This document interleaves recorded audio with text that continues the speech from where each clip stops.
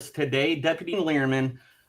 We are here to talk about some new legislation that has been introduced that it's aimed at filling in some of the gaps associated with the Honoring Our Pact Act. Now, as you may know, the Pact Act was signed into law last August. It's the largest piece of military toxic exposure legislation ever because it expands benefits to roughly 3.5 million veterans.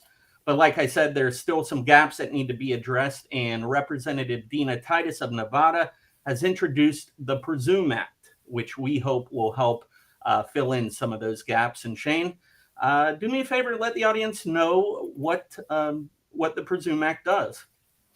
Absolutely, Todd, and thank you. But before I jump into that, as a part of the PACT Act, they added 3 new locations for radiation risk activities. So the PACT Act included veterans who served at Inawataka Atoll, as well as in Spain and Greenland, when there were some accidents and incidents and cleanup with radiation. So that added to the PACT Act. Problem is there is still issues in getting service connection as a presumptive for radiation exposure. For example, the Presume Act from Representative Titus, and we're very thankful for this, it will remove a barrier for presumptive service connection for that. Currently, what the VA does is they require not only verification of the veteran's participation at an on-site radiation risk activity, but they also require a guesstimation, and that's intentional. They guesstimate on how much radiation the veteran was exposed to. Then they send that to a VA examiner or a specialist to determine if that level of radiation or REMS that the veteran was exposed to was enough to cause their cancers. Problem with all of this is the statute does not require that dose estimate. That is something VA added by regulations. And in my experience in looking at these cases, about 95% of them are denied because of that requirement for a dose estimate. No other presumptive in VA has that requirement for how much doses were they exposed to. They don't have it for Agent Orange. It's not included in the PACT Act, and it's not a part of the Persian Gulf illnesses. So why is it part of radiation exposure? What the Presume Act will do, it'll remove, take away, get rid of that obstacle, that barrier of requiring proof of that exposure. So it'll work the way it was intended by the statute, and that is if a veteran has verified participation at that location of a thermonuclear detonation, they have one of the diseases on the list, they get it granted. This has been an injustice for decades.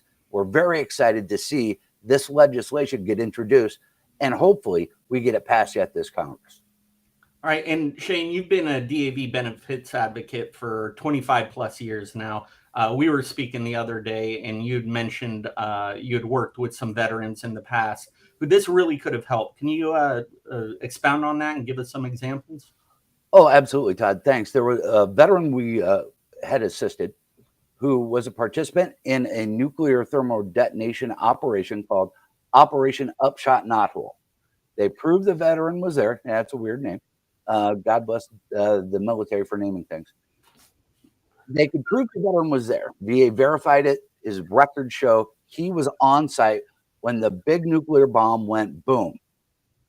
But they sent out an estimation to the Defense Threat Reduction Agency to guess how much radiation. When it came back, the specialist they sent it to said that wasn't enough radiation exposure to cause the 2 cancers he has on the list. VA denied the claim. He appealed this all the way to the Board of Veterans Appeals, and they denied it. Why? Because of that regulatory provision requiring a dose estimate when nobody other system requires a dose estimate. And even though they're verified, the veteran was there. They were in the location when it went boom. They still denied the claim because of it.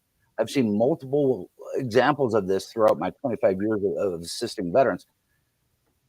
And it's way past due to get this removed. This is not helping veterans get the benefits they've earned because they were exposed to an ionizing radiation, a thermonuclear blast And yet, because of this obstacle, they're being denied.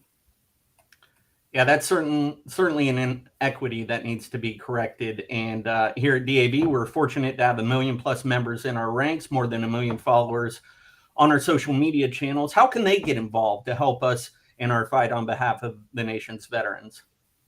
Well, it's really easy to do. You can help DAV by joining DAV's Commanders Action Network, or the DAV can. Who can? DAV can. Go to www.davcan.org. That's right, DAV can. You can sign up and receive notifications from DAV whenever there is a piece of legislation that we support, that we need to get out there, that we want pushed and moved. We want you to add your voice to these issues to help veterans, because we can't all do it alone. And guess what? Your voice does make a difference in the fight for benefits for veterans and their families. That's right. I appreciate your time today, Shane. Again, like he said, the Commanders Action Network, I believe we have a link right here in the video description to this specific alert. But to sign up, very easy. Go on there, just a couple clicks of a button. You can add your voice to the chorus of veterans advocates across this nation. Just want to thank everyone for tuning in today. Thank you once again, Shane, for joining us, and hope everyone has